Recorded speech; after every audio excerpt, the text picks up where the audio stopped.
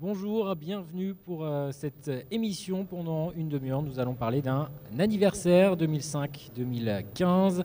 Le pôle des éco-industries de Poitou-Charentes fête ses 10 ans. Alors, quelle évolution, quelle réussite pendant ces 10 ans, quelle perspective pour ces prochaines années? On va en parler avec le président du pôle des éco-industries de Poitou-Charentes, Jacques Barbier. Bonjour. Oui, bonjour. Également sur ce plateau, Alexandre Dain. Vous êtes, coordinateur de l'économie circulaire au sein de ce pôle. On va parler. Et puis Dominique Petit-Bordier, bonjour. Vous êtes la chargée de communication et de promotion de ce pôle et on va parler avec vous spécifiquement de ce salon de la croissance verte. Jacques Barbier, président du pôle des éco-industries. D'abord, l'éco-industrie, les éco-industries, c'est quoi ? Alors, les éco-industries, ce sont des industries qui sont éco-conçues et qui cherchent, dans le progrès qu'ils peuvent faire sur la qualité environnementale des produits qu'ils peuvent mettre sur le marché, à prendre une place sur le marché. Bon,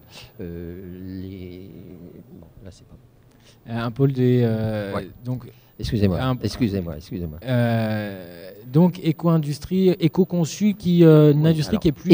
Éco-industrie, quand effectivement le pôle a été créé, c'était des industries qui étaient éco-conçues et qui devaient aller vers des produits respectueux de l'environnement. Et donc s'inscrire dans la démarche du développement durable. Donc ça peut regrouper différents secteurs. Ça regroupe à peu près tous les corps de métier, parce que quel est aujourd'hui l'industriel qui peut dire qu'il n'est pas intéressé par l'environnement. Donc ça regroupe tous les corps de métier. Ça veut donc dire que très rapidement, le pôle des éco-industries a eu un nombre d'adhérents important. Et il a fallu aussi, puisque un pôle de compétitivité, c'est aussi un réseau d'acteurs, arriver à avoir un point de rassemblement de tous ces acteurs. Et c'est comme ça qu'aujourd'hui, le pôle des éco-industries s'est beaucoup spécialisé sur tout ce qui est ce qu'on appelait à l'époque le management environnemental et qui a évolué ensuite vers l'écologie industrielle, l'économie circulaire, d'où l'importance de ce sujet aujourd'hui au niveau du pôle. Alors, qui est à l'origine de ce pôle des éco-industries ? Alors, en réalité, l'origine est venue de la région Poitou-Charentes avec Madame Ségolène Royal, qui avait vu les efforts que je faisais à Valagro pour faire du développement industriel et utiliser du carbone renouvelable pour revisiter toute la chimie. Et elle voyait qu'il y avait des débouchés qui se précisaient, des unités de production qui commençaient à apparaître dans la région. Et à ce moment-là, elle a réalisé qu'effectivement, on pouvait, en mettant en avant la qualité environnementale, on pouvait booster l'industrie. Et donc, elle disait toujours, nous sommes 3 à avoir créé le pôle des éco-industries. Il y avait son chef de cabinet, enfin, il y avait elle, bien sûr, en premier, il y avait son chef de cabinet et il y avait moi. C'était un contexte il y a 10 ans où il y avait déjà une réflexion, c'était déjà ancré ou Non. C'était déjà, peu de gens savaient ce qu'était le développement durable et pouvaient donner une définition du développement durable. Et donc, comme c'était une application du développement durable au développement des entreprises, effectivement, c'était quelque chose qui n'existait pas.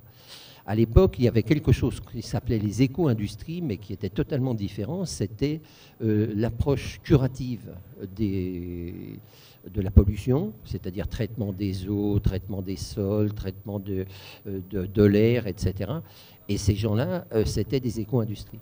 Mais nous, notre éco-industrie, elle était différente, puisque ce n'était pas du traitement curatif, c'était du préventif, mais par une éco-conception de l'industrie et du procédé. Alors, quel était l'objectif avec la création de ce pôle des éco-industries ? L'objectif, c'était de donner des arguments de vente aux industriels qui allaient fabriquer, qui allaient manufacturer ces produits respectueux de l'environnement, c'est-à-dire leur donner une avance. C'est ce qu'aujourd'hui on appelle l'économie verdissante, vous voyez. L'économie verte est restée l'éco-industrie avec le curatif.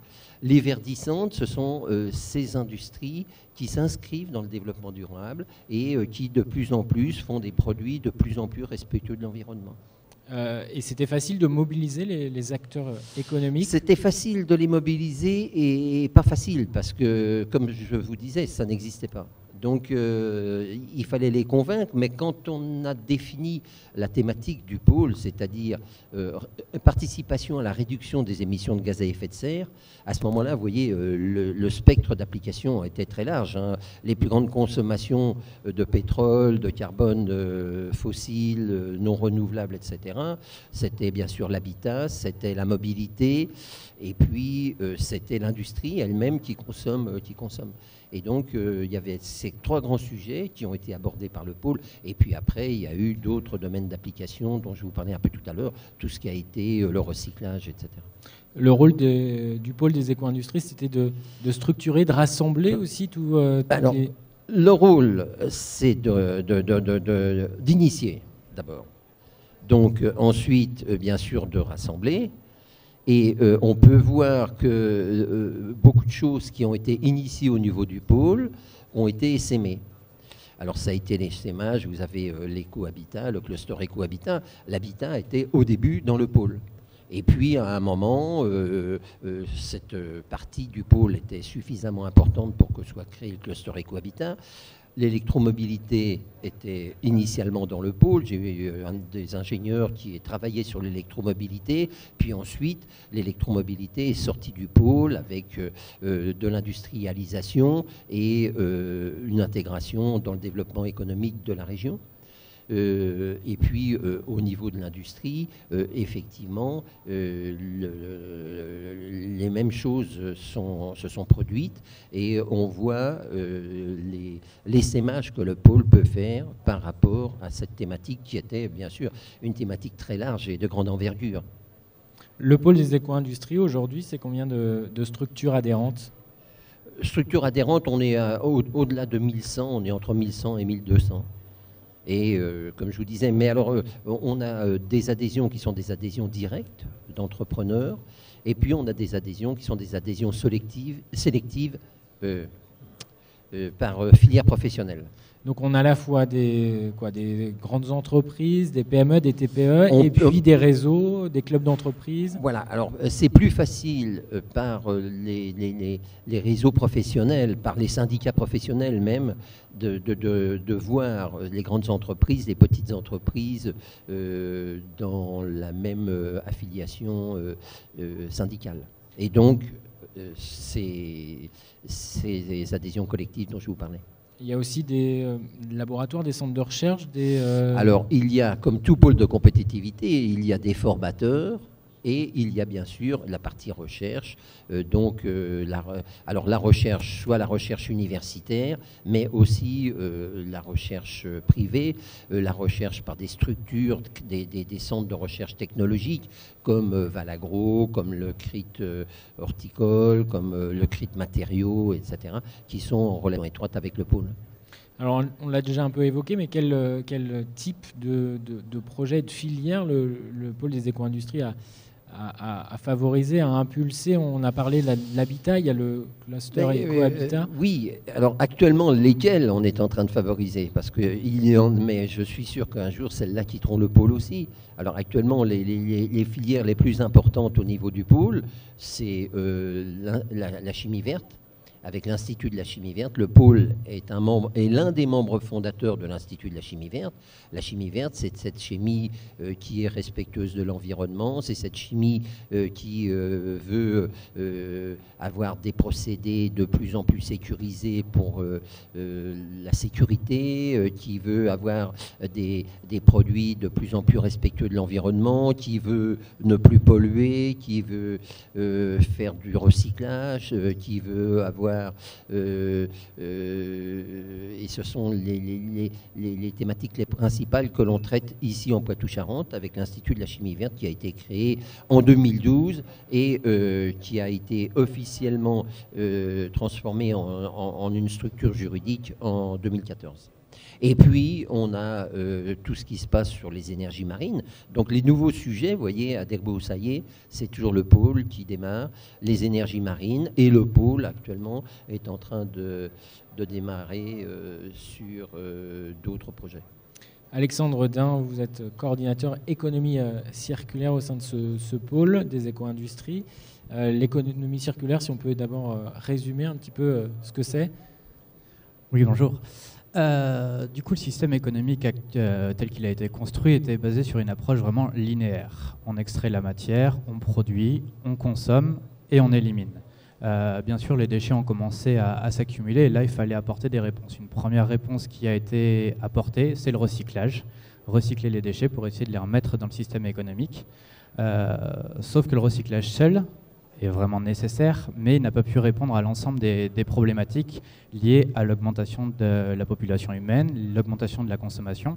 Et donc, il a fallu chercher une approche une approche supérieure, une nouvelle approche, et qui permettrait de se substituer à l'économie linéaire, qui est l'économie circulaire, qui, elle, est vraiment basée non pas sur le déchet, mais basée sur la ressource.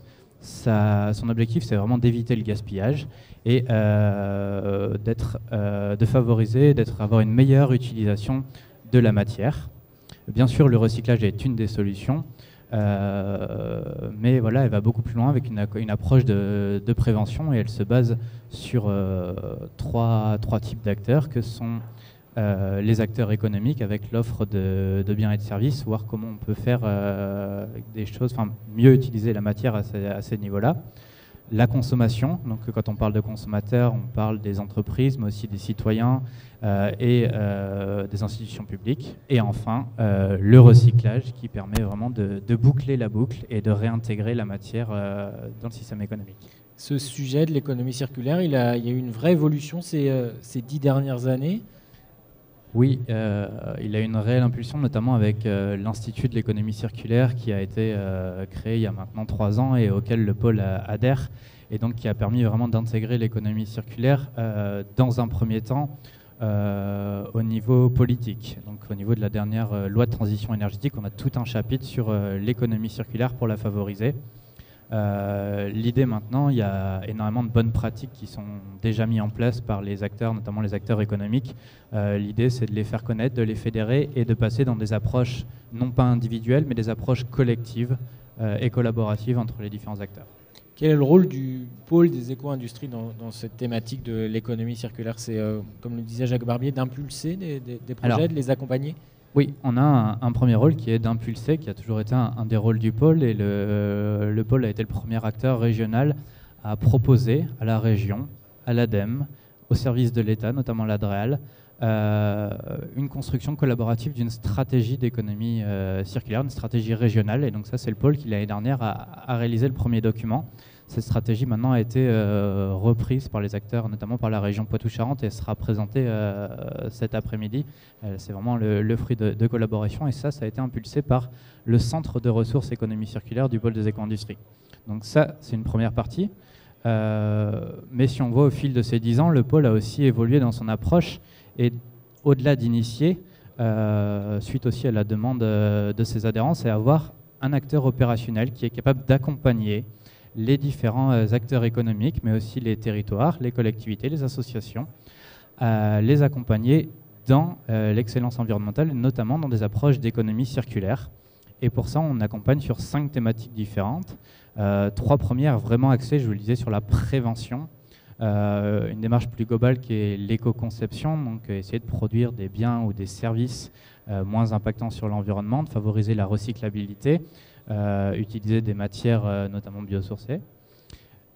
Puis aussi des approches de prévention un peu plus ciblées, que ce soit sur l'efficacité énergétique ou la prévention des déchets.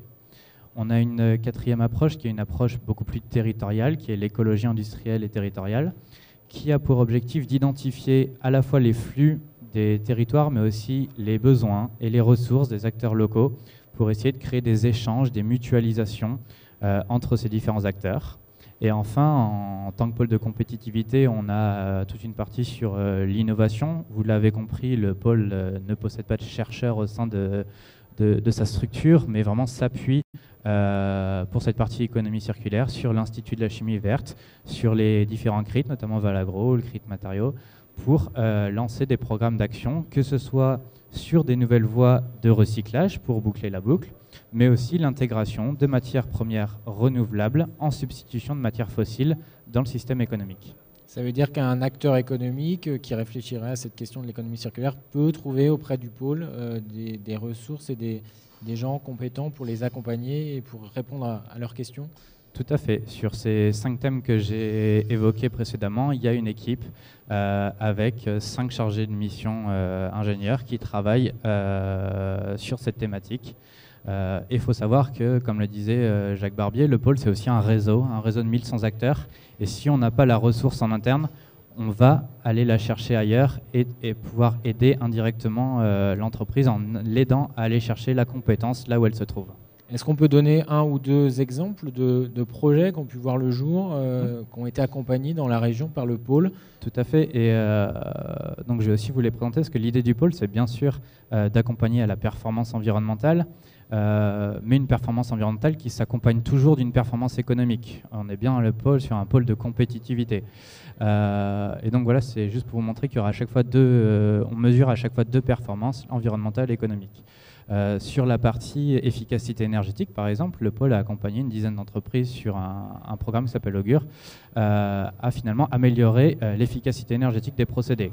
Ce programme a démarré d'ici il y a un peu plus d'1 an, et il faut savoir qu'à l'heure actuelle, on a déjà des économies de l'ordre de 1 gigawattheure par an d'énergie, mais aussi de 100 000 € par an pour ces 10 entreprises. Donc ça, c'est juste une première étape, sachant qu'elles sont en train de développer leurs actions d'efficacité énergétique. Sur la partie déchets, le pôle accompagne maintenant depuis 2011 un programme qui s'appelle le Pacte Prévention Déchets.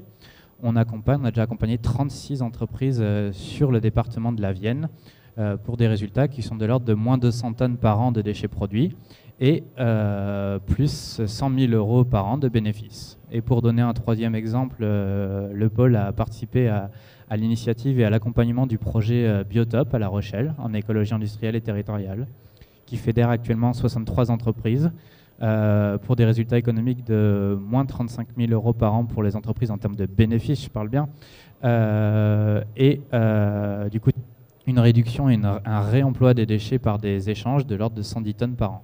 Est-ce que c'est facile de mobiliser les entreprises, de les accompagner est-ce qu'elles sont motivées? Je suppose que quand elles vous contactent, c'est qu'elles ont déjà une démarche, mais est-ce que c'est facile de tenir dans la durée ces entreprises? L'idée, c'est d'arriver à les mobiliser. Et là, en passant notamment la stratégie du pôle de s'appuyer sur des réseaux, sur des interprofessions, ça facilite vraiment le contact entre le pôle et ses adhérents, et donc ça permet plus facilement de mobiliser les entreprises. Et il faut aussi savoir qu'il y a de plus en plus de démarches territoriales.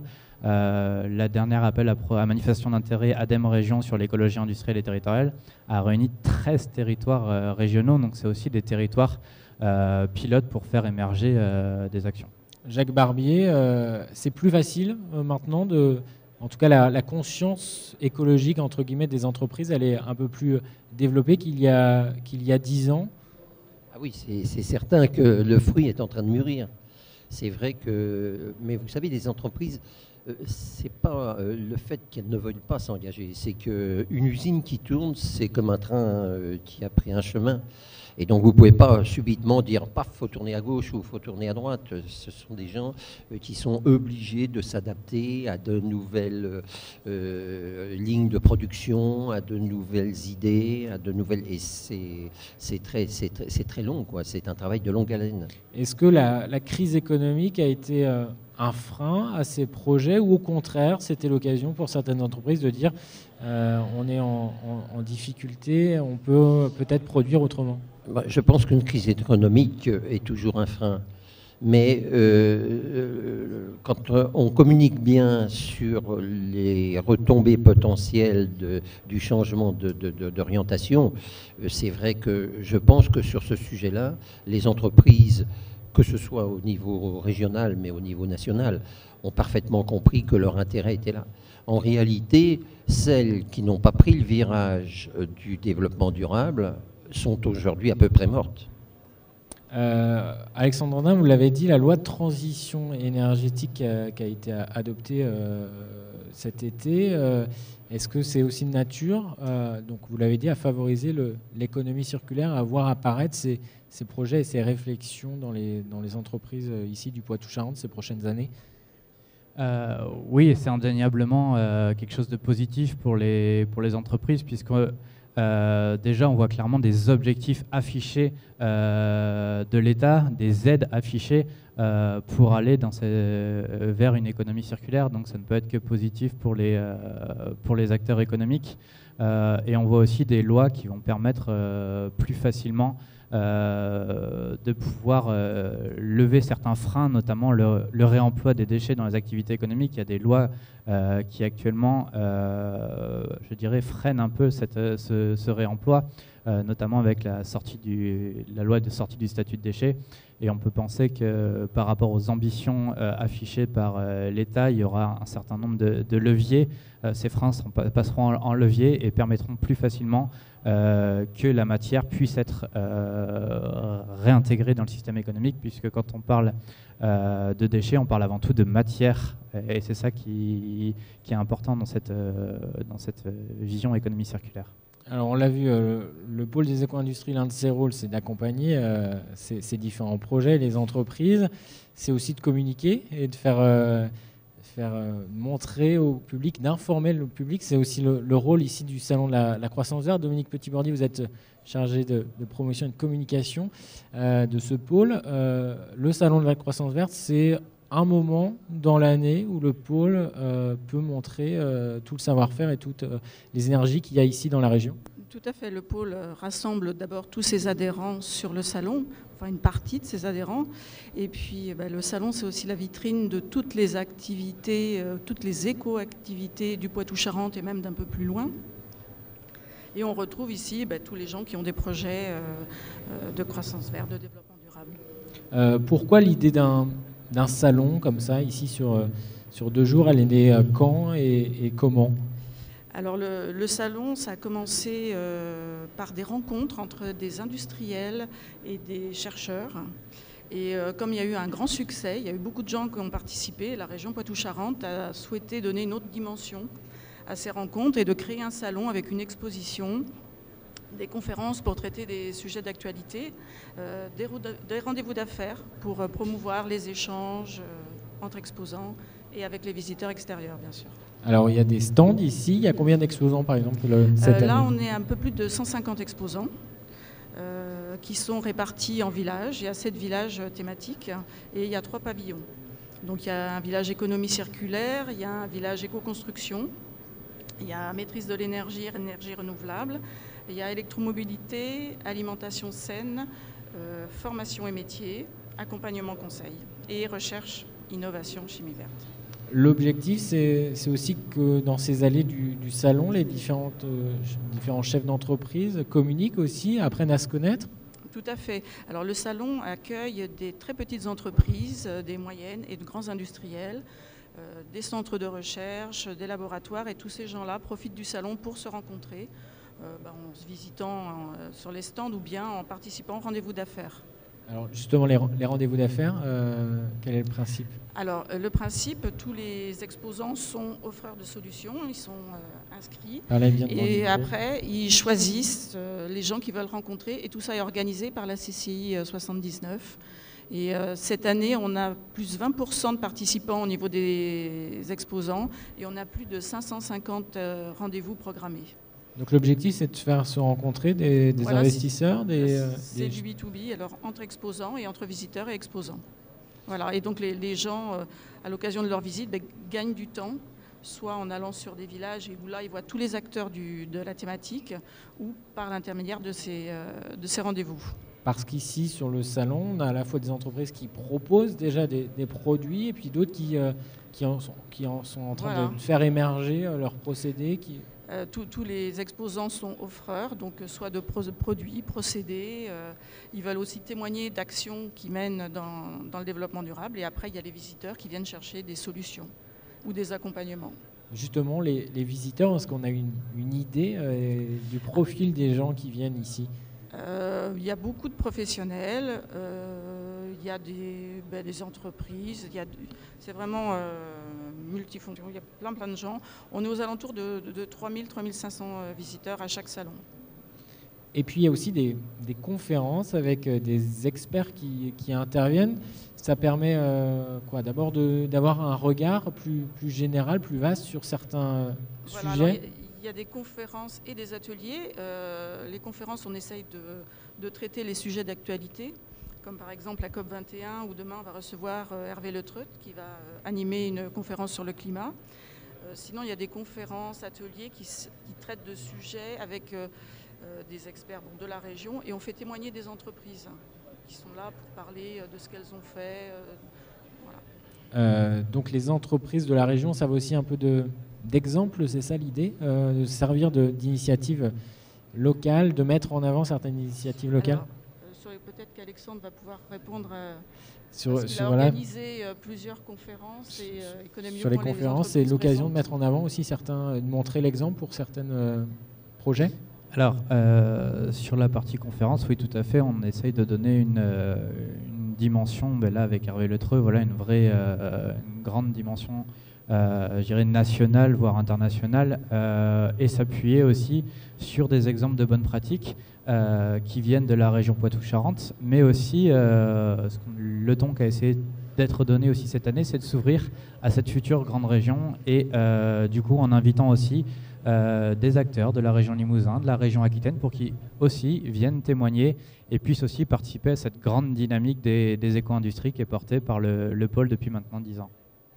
Il y a aussi les trophées de la croissance verte pendant ce salon. Peut-être Jacques Barbier, cette idée de trophée, qui en est à l'origine, et l'objectif c'est quoi? C'est de mettre en avant, justement, on en parlait, certaines initiatives. Je pense que tous les organisateurs du salon ont été à l'origine. Donc ces trophées viennent encourager en particulier les plus jeunes, enfin les entreprises débutantes dans la démarche qu'elles ont. Il y a un jury qui travaille très sérieusement. Il y a des candidats, et je peux vous dire que tous les ans, je fais partie de ce jury et que j'ai énormément de mal à faire un choix. Et je pense que tous les membres du jury sont comme moi, parce qu'on a des candidats qui sont tous excellents. Alors il y a qui justement dans ce jury? Il y a tous les représentants, il y a le pôle des éco-industries bien sûr, il y a BPI, il y a l'ADEME, il y a les représentants de la région, il y a tous ceux qui sont impliqués dans l'organisation du salon. Est-ce qu'on a une idée de ce que deviennent ensuite ces entreprises avec ces trophées? Est-ce que ça permet d'impulser un peu leur... Écoutez, moi ce que j'ai remarqué, c'est que les lauréats, donc ils ont leur petit trophée qui est quelque chose qu'ils peuvent exposer, et systématiquement, les anciens lauréats ramènent sur leur stand le trophée qu'ils ont obtenu l'année dernière, l'année d'avant, etc. Donc ça veut dire que ça représente quelque chose pour eux. Mais il n'y a pas que le trophée. Le trophée entraîne aussi un reportage qui est fait dans l'entreprise, qui est projeté. Vous voyez, il y a une espèce de publicité sur l'entreprise, une mise en avant qui sert de publicité. Alors on a parlé un petit peu de tout ce qui avait été mis en place en 10 ans. Peut-être une dernière question sur l'avenir. Comment vous voyez l'avenir de ce pôle des éco-industries, notamment au sein de cette future grande région Aquitaine, Limousin, Poitou-Charentes? Je pense que le pôle des éco-industries aujourd'hui a son utilité en Poitou-Charentes, et d'ailleurs les entrepreneurs eux-mêmes le reconnaissent. Je pense que le pôle des éco-industries s'est développé dans un écosystème qui est celui du Poitou-Charentes. Et donc, c'est adapté aux entreprises, c'est adapté... on a plutôt, chez nous, des adhérents qui sont des PME, qui ont besoin d'un certain soutien, etc. C'est vrai que quand on va dans d'autres régions, comme l'Aquitaine en particulier, on trouve des régions plus riches, plus développées, mais on ne peut que retrouver les mêmes thématiques, les mêmes objectifs la protection de la planète, le développement en déco-industrie, aussi bien en Poitou-Charentes qu'en Limousin, qu'en Aquitaine. Et donc, je suis persuadé que cette ouverture est pleine d'espoir. Eh bien, on va terminer sur cette note optimiste. Merci d'avoir participé à cette émission et d'avoir évoqué ces 10 ans du pôle des éco-industries.